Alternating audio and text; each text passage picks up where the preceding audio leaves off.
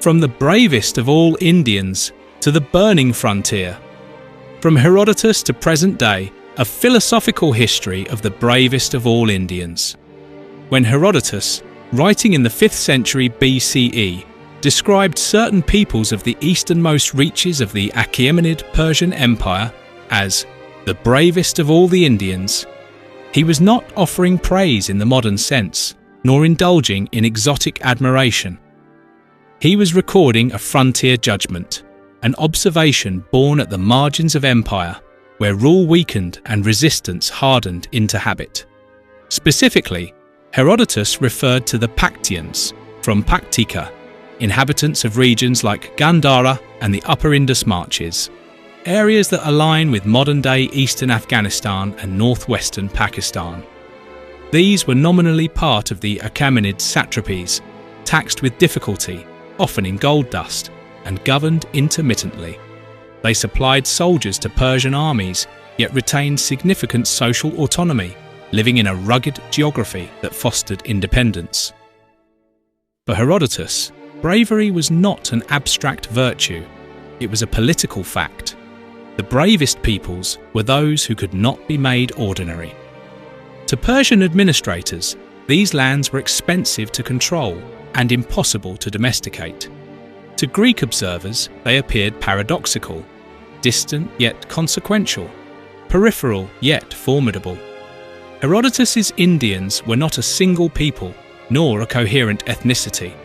They were a condition, communities shaped by geography, scarcity, and the permanent presence of external power. Their bravery was frontier bravery, the courage of societies for whom submission was more dangerous than war, and incorporation more threatening than poverty. They lived within imperial maps while remaining outside imperial discipline. In ancient thought, geography and psychology mirrored one another.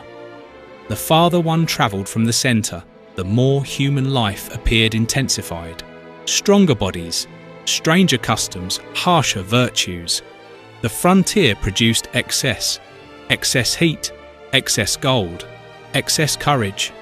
What the imperial centre admired from afar, it feared up close. Order, Herodotus quietly reminds us, exists only where resistance has already been broken. Continuity without fixity. Centuries later, Olaf Korói, in his seminal work The Patans, 1958, returned to this Herodotean phrase not as a curiosity, but as a clue. Korói did not claim that Herodotus was describing Pashtuns by name. History at such depths resists neat ethnic continuities. But he recognised something more enduring than identity, a continuity of frontier existence. The peoples of these regions, long before Islam, long before the name Pashtun, were shaped less by settled empire than by life at the fault line between authority and autonomy. This frontier condition persisted as empires changed. Under the Achaemenids, circa 550 to 330 BCE, the eastern satrapies like Arachosia and Gandhara remained shallowly governed, with tribes paying tribute but maintaining autonomy. Alexander the Great's invasion in 330 BCE brought violence swiftly through the land, conquering regions like Bactria and the Hindu Kush. But once the Macedonian storm moved on, older social forms reasserted themselves. His brief rule introduced Hellenistic influences, but local resistance, including from tribes in the Swat Valley, highlighted the enduring defiance.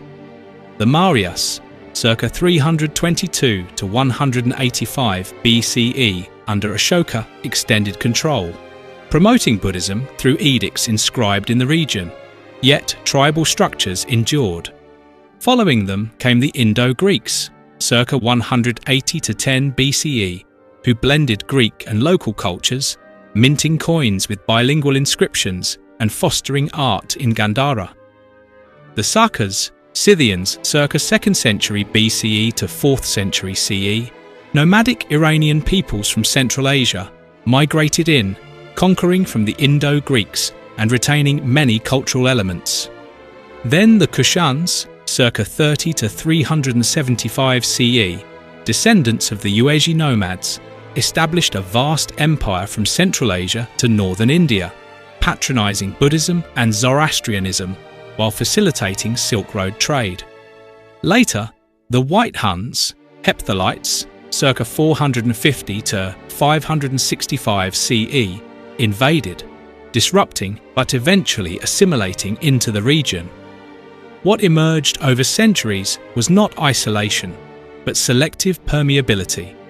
The land absorbed influences: Persian administrative habits, Hellenistic artistic forms like the Greco-Buddhist Gandharan style, Buddhist religious ideas from Ashoka's missions, but social organisation remained anchored in kinship, honour and armed independence. Authority was personal rather than institutional. Loyalty was negotiated rather than abstract. This is why Karai insists that the history of the Pashtuns cannot be written as a sequence of dynasties. It must be written as a history of resistance to final settlement. The irony of this period is instructive. Groups that once arrived as conquerors, Sakas, Kushans, Hephthalites, were themselves assimilated into the frontier condition. The bravest of all Indians were not a static people. They were a social environment capable of absorbing outsiders and reshaping them. Strength here did not crystallize into empire, it dissolved empire into society, holding back history and paying its price. By the early medieval period, this frontier had produced kingdoms such as the Turk Shahis, circa 565 to 870 CE, and Hindu Shahis, circa 870 to 1026 CE. Polities of mixed cultural and possibly mixed ethnic origins, ruling from Kabul and the Indus hills. The Turk Shahis, likely of Turkic origin but adopting local Hindu-Buddhist practices, resisted Abbasid incursions from the west. They suffered reverses but maintained control over Kabul and Gandhara, embracing Islam nominally in some areas while defending key cities. Succeeding them, the Hindu Shahis, founded by the Brahmin minister Kala, who overthrew the last Turk Shahi ruler, performed a remarkable historical function. For nearly 2 centuries, they slowed the eastward advance of Islam. Facing relentless pressure from the Saffarids and later the Ghaznavids, rulers like Jayapala mounted counterattacks, allying with neighbouring kingdoms. The irony is profound. The same frontier courage that Herodotus noticed centuries earlier now appeared as a bulwark, defending non-Islamic polities against one of history's most expansive religious civilizations. Yet frontiers do not hold forever. When Islam finally prevailed, most decisively under Mahmud of Ghazni, r. 998 to 1030 CE, the Turkic ruler of the Ghaznavid Empire, it did so not by erasing the frontier ethos, but by reorienting it. Mahmud conquered the Hindu Shahis in campaigns like the Battle of Peshawar, 1001 CE, sacking temples and promoting conversions. The bravest of all Indians became Muslims, but they did not become submissive subjects.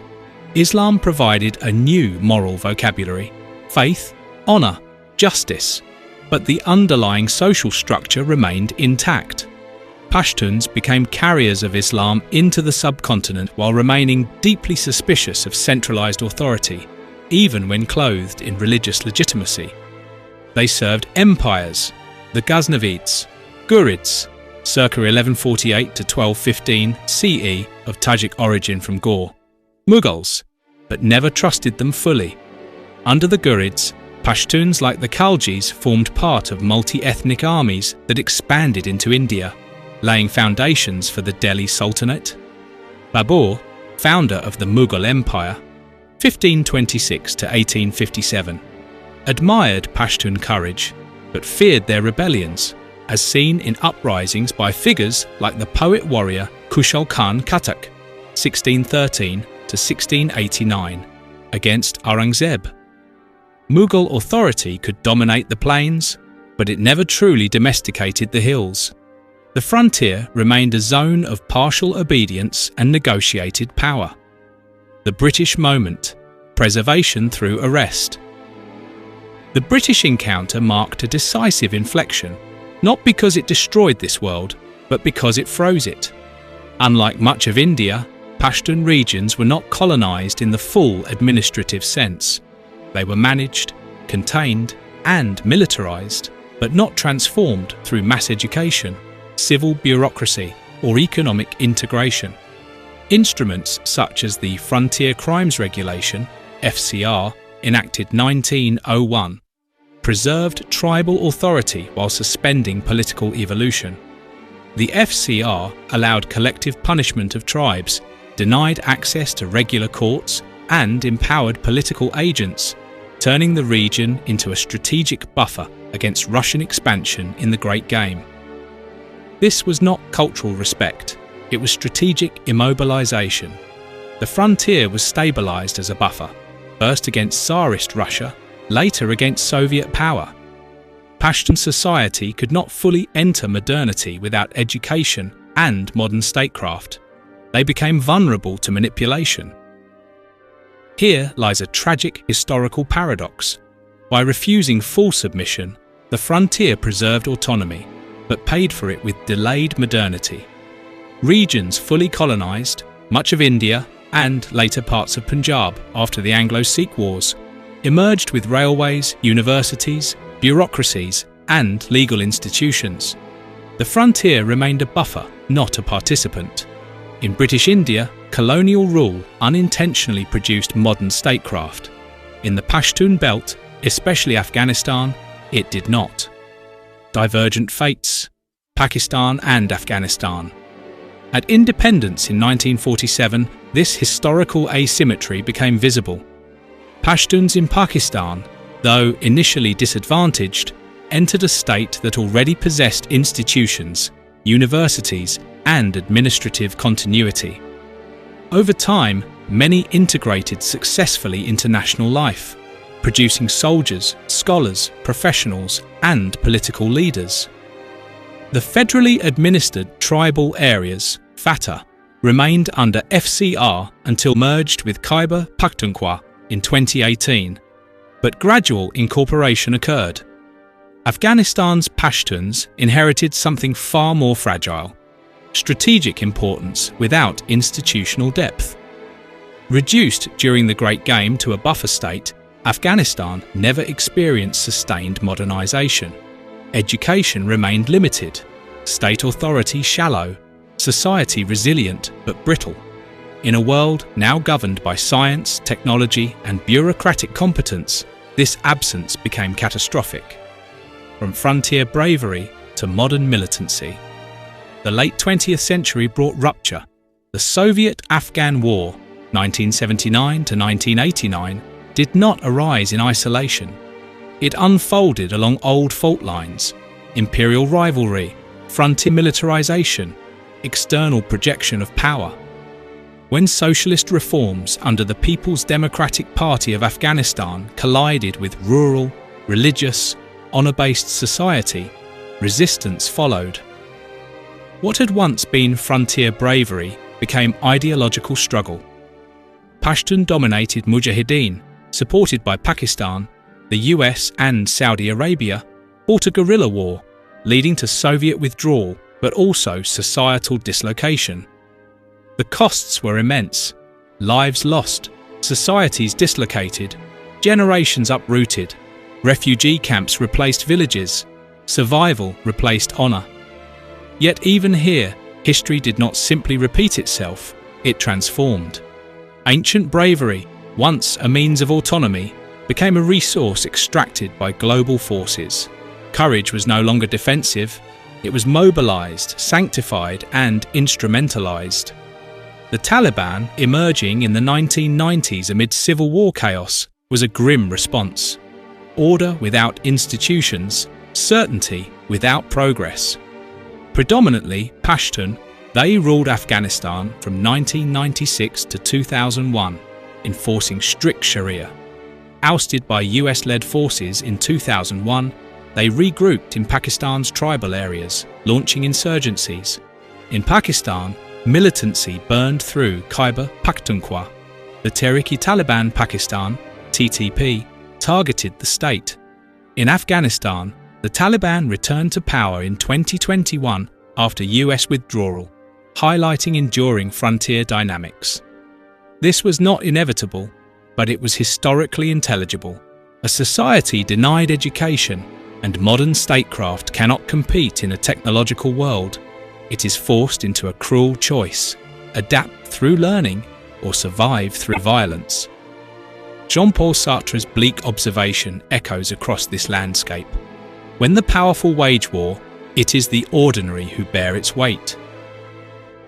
Today, the lands once described by Herodotus as the home of the bravest stand marked by endurance rather than triumph. Pakistan and Afghanistan bleed. Pashtun regions struggle with the long aftershocks of history. Yet to describe this condition as simple decline would be misleading. It is, rather, the outcome of a long civilizational paradox.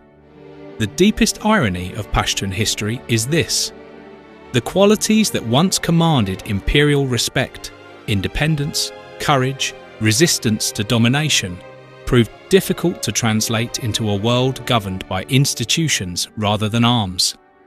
The ancient world respected frontier courage because empires were honest about power. The modern world is less so.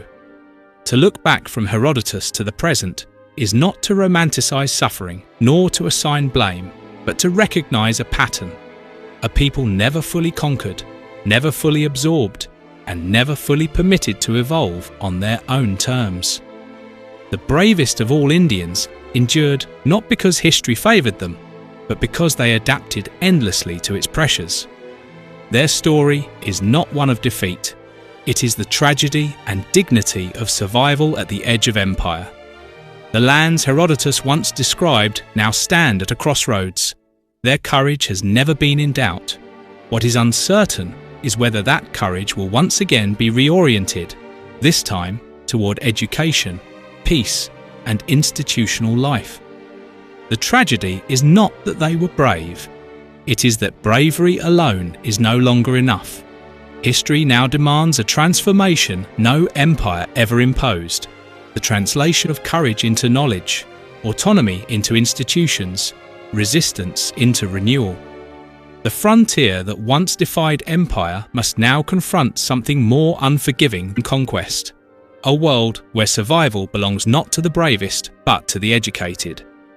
Whether this transformation occurs will determine whether the bravest of all Indians remain a historical memory or become a modern future.